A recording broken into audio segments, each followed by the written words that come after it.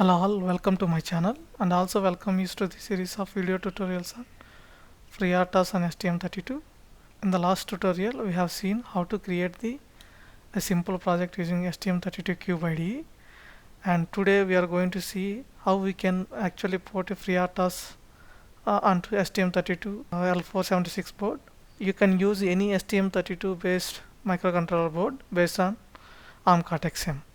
Before we actually port FreeRTOS into the our project, so first of all we'll go and download the FreeRTOS distribution provided by the FreeRTOS. So go and open the browser and you type the freertos.org. It will directly open the FreeRTOS web page, and from there you can directly download. Option is available here, so download the FreeRTOS distribution here. So it will prompt for the download FreeRTOS. It will show you several options.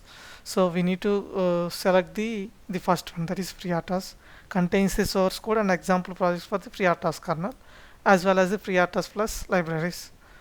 So you can also download it from the GitHub. So I'll click here to download. It will take you to the download session and it will download automatically. Once it is downloaded, open the where it is actually downloaded, copy it from here. I'll save it in my workspace. You can save it anywhere in your drive. I'll go to RTOS and FreeRTOS. I'll copy paste it here. So go and extract this zip folder. So now it is extracted. If you go and open this folder, it contains several folders and we need to understand all these folders, what actually the FreeRTOS distribution comes. So to understand this, it is all the more important to understand the directory structures of the FreeRTOS that is provided. So to understand the directory structure of the FreeRTOS, go and open the browser and search for porting FreeRTOS and click on enter. Open this FreeRTOS porting guide. I'm going to open this and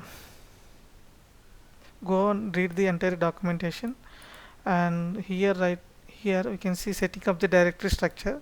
They have provided the several steps. We will go through steps one by one. Okay, and first we have already downloaded the latest version of the FreeRTOS source code and we have unzipped the content in our favorite location. And to understand the directory structure or the source code organization, click on this link and you need to read out this documentation fully. And if you come down little bit, so here they are giving some basic directory structure, and they are giving some information related to what actually the basic directory structure. The FreeRTOS download includes the source code for every processor port.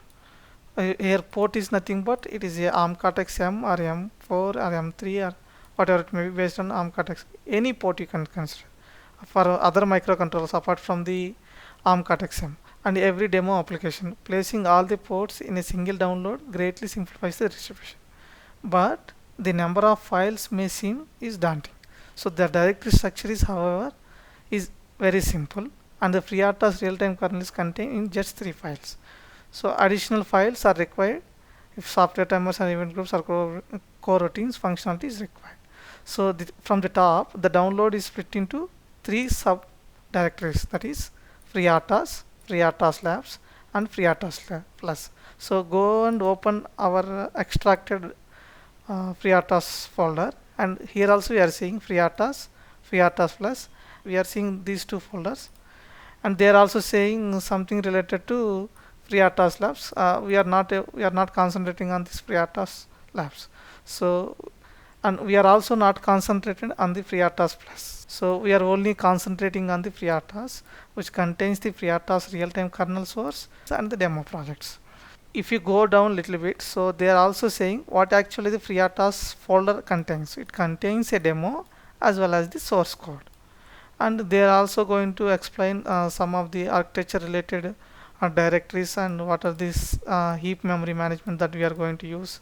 So that and all I will explain now. So if you go to the folder that is extracted, so we don't need all these things. Delete this apart from the FreeRTOS folder. Open this FreeRTOS folder. So we don't need all these things, so we need only the source. So select all except the source folder and delete everything. We have deleted everything.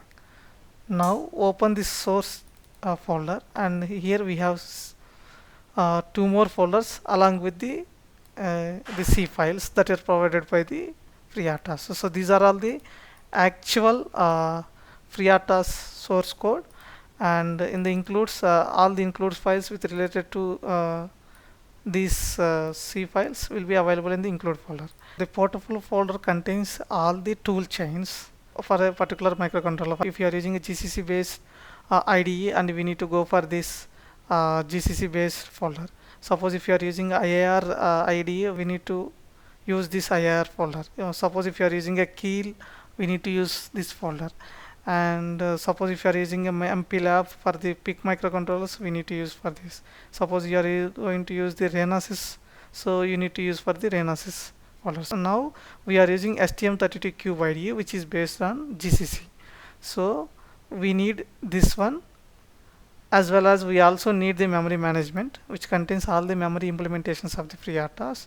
So select all and deselect this GCC and memory management and delete. If you go to the GCC, it will show you all the microcontroller related folders. Let's say for example, if you are using ARM Cortex M0, M3, M3 with the MPU, memory protection unit, M4 with MPU, something like that. So now I am using M4, Cortex M4F, which is nothing but Cortex M4 floating point. So I am using, suppose if you are using ARM Cortex M3, you need to select this. Suppose if you are using ARM Cortex M0, you need to use this folder based on your choice of your microcontroller you are using for this tutorial.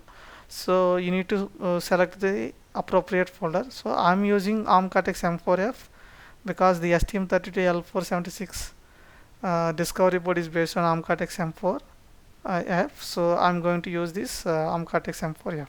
So I'll select all and deselect this and delete the rest of things.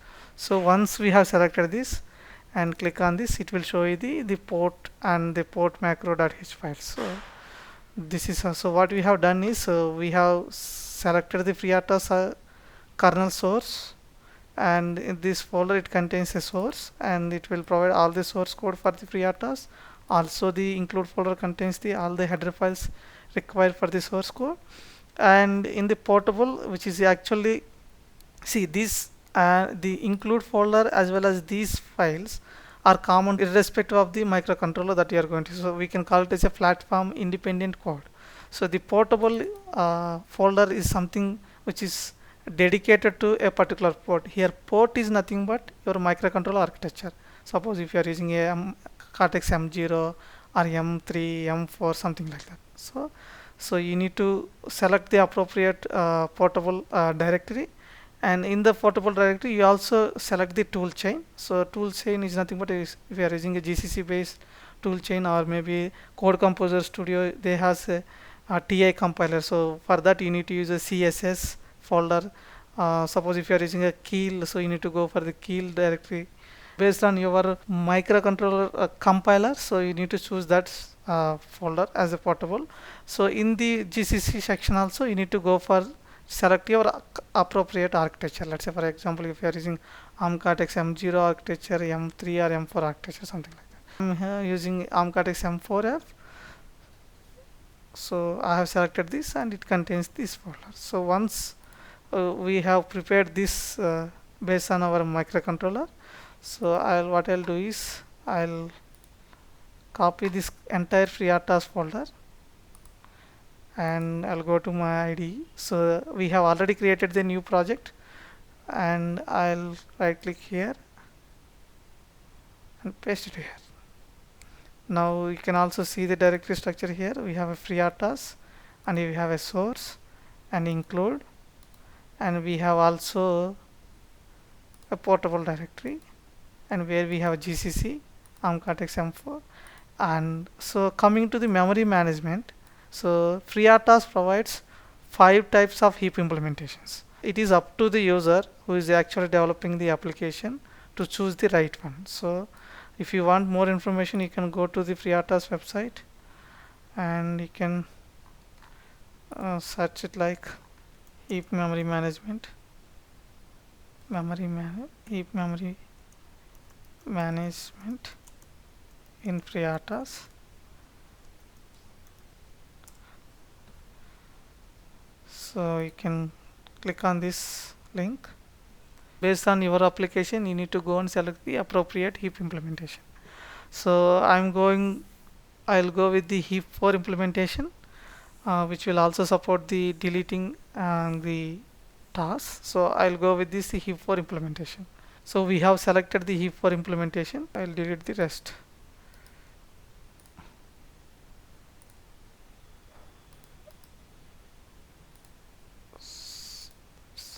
I also don't need this. Now the FreeRTOS folder is now successfully added in our new project. So we need to add a couple of paths. So right click on this project, go to the properties and make sure, please go and expand the C++ general and click on the paths and symbol, and here make sure you are in the click on this include tab and also click on this GNEC tab and add the path to the project. So to add path to the project, click on this workspace, expand this FreeRTOS porting folder and expand this FreeRTOS source, and we'll include the path for the include folder first, and we need to add a couple of more workspace. Also include the path for the GCC base ARM Cortex M4F. We need to add one more folder path here, that is workspace. Go to workspace, FreeRTOS, and in the portable, and we need to set for the memory management. Click and apply. OK. Remember my decision. It will rebuild the index. It will take some time. We have gone through all the steps listed here. So we need to configure one more important file, that is FreeRTOS config.h file. So this FreeRTOS config.h file contains all the features which are related to FreeRTOS. So it is up to the user or based on the application. So what are the features that we require, that we need to configure based on this config.h file. So the FreeRTOS is configured by the header file called FreeRTOS config.h. So this config.h file is used to tailor the FreeRTOS for use in a specific application. For example, as I told you in the initial tutorials, the FreeRTOS can be used for preemptive scheduling algorithm or cooperative scheduling algorithm. So it is up to the user to select which algorithm that is going to fit for your application. Now suppose if you are going to use your application to use a cooperative scheduling algorithm, so you need to put this config use underscore preemption macro as 0. Suppose if you are going to use the preemptive scheduling for your application, you need to set this macro to 1. So now we will see how we can configure this FreeRTOS config.h file to our application. So to do this, we need to copy the one of the FreeRTOS config.h file comes with the demo application provided by the FreeRTOS distribution. So go to the folder where we have actually this FreeRTOS zip file, our distribution file is there, and extract it again. So open this FreeRTOS folder and open this FreeRTOS, go to the demos and search for your appropriate example projects available for your microcontroller. So I'm actually doing for STM32 based microcontrollers.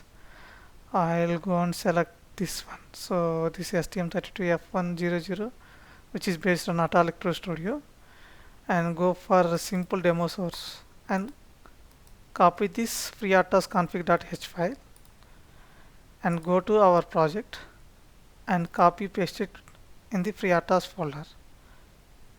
I have pasted here, and we need to add this path folder to the project directory. So click on this, right click on this project, go to the properties, go to C++ general, expand this, click on this paths and symbols, click on this include tab, click on this GNU tab and add one more path to this project. So click on this workspace, expand the FreeRTOS porting project, and this FreeRTOS config.h file is under FreeRTOS directory. So click on this, click OK, click OK. Now we have successfully added all the path folders to our project. Now apply and close and wait for some time until the CubeIDE rebuilds the index. Now go and open this FreeRTOS config.h file. So now if you can see, please comment this, we don't need this, and if you come down a little bit, and it will show all the configuration parameters that are available for the FreeRTOS.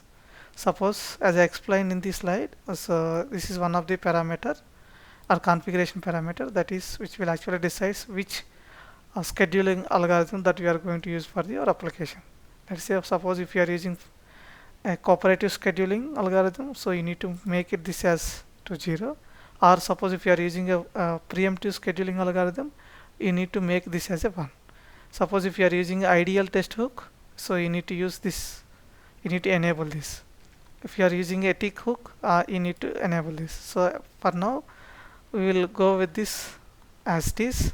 While going through our tutorials, I will explain each and every parameters where we are actually need these parameters, and accordingly we will configure all these parameters. And one more thing that we need to change here is the CPU clock frequency. Here they have mentioned it as a 24 megahertz, and we need to change it to our own configured CPU clock frequency. In my project I have configured to 80 megahertz, so I will put it to 80 megahertz.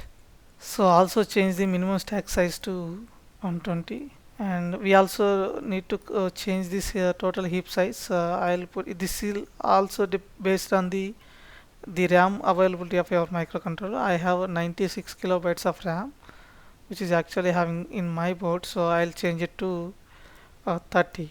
I'll disable all these macros. So they have defined three macros here, that is related to vPort SVC handler and port pend SV handler and port sysdig handler. As I explained you in the previous tutorials where we discussed about the core CPU resources required for the FreeRTOS to run. So these are the three core CPU resources that are actually required to run the FreeRTOS. Save this one. So what we have changed here is we have changed the clock frequency, we have changed the minimum stack size, that is set to 120, and we have also changed the total heap size, that is I have changed it to that, and we have also changed all these parameters, configuration parameters to 0. I will explain these things later in our tutorials. And we have also seen these configuration parameters which are required to run the FreeRTOS application. Now we have configured each and everything that are required to run the FreeRTOS. Go to main and include the FreeRTOS.h header file, and also include the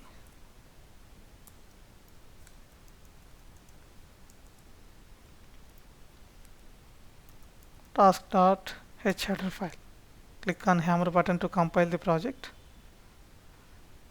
It will take some time to compile the project. Now the project is compiled successfully without errors and without warnings.